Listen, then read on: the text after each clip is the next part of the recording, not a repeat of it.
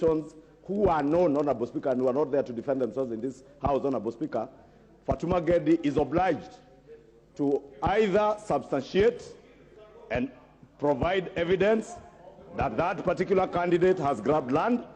Honorable Speaker, I can hear shouting a lot of loud consultation from the Honorable Shamala, but she must also be aware, the Honorable Shamala, that when I mentioned a family owning 3,000 acres of land in Kwale, I did not in any way insinuate which family.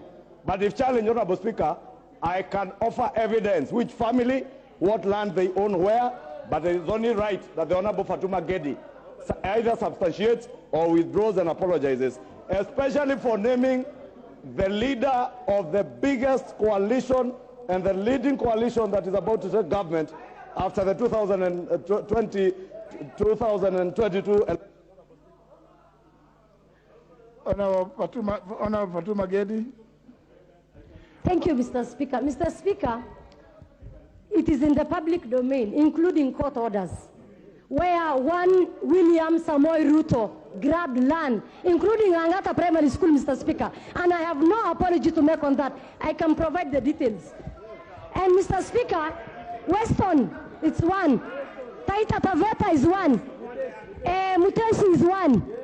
Laikipia is there. I can give you the records. You have a corrupt presidential candidate to hell. Including buildings, even in Wajir, Mr. Speaker, even including Wajir.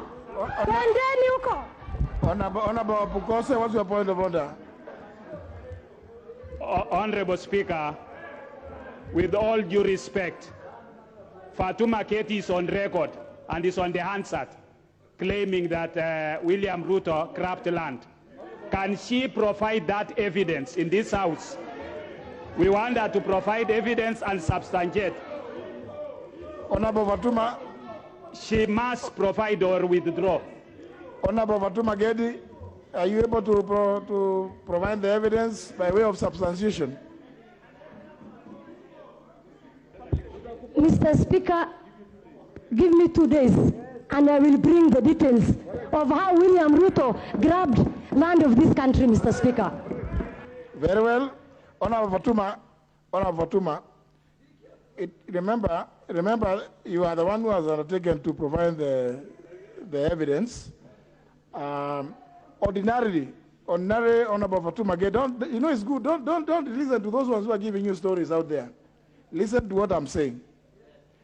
Ordinarily, we don't allow people to say they will provide evidence after 2 days. We would have required you to, because when you say something here, you are expected to have the material. But given the gravity of what you've just said, I would allow you. And therefore, on Thursday, 2:30, Thursday 14th of this month, at 2:30, we expect Honorable Fatuma Gedi to, it's only fair.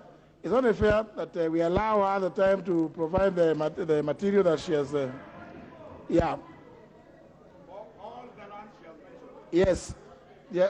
I remember, Honorable Fatuma, you have said you will provide evidence of. You talked about Taita Taveta. You talked about Laikipia.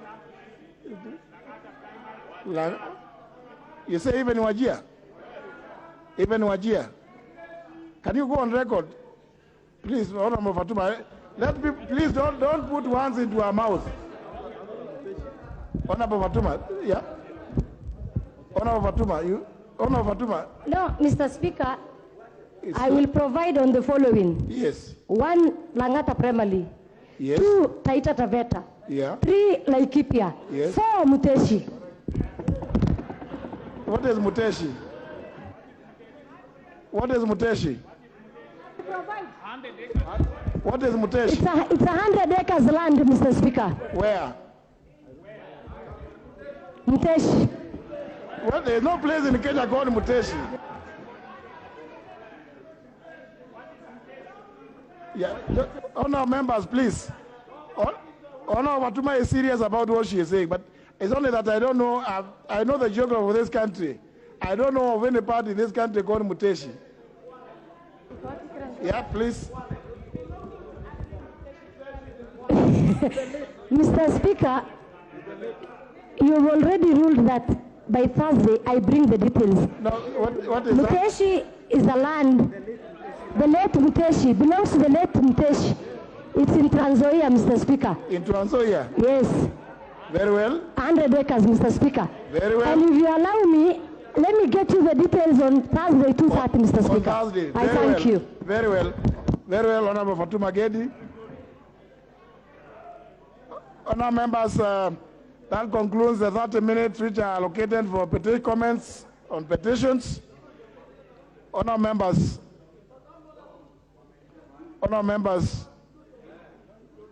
that concludes the petition stands committed to the Departmental Committee on Lands. Let's move to the next order.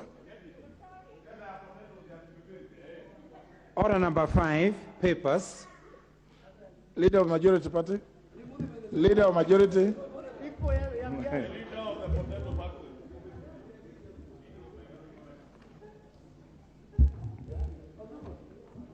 Honorable Speaker, I beg to lay the following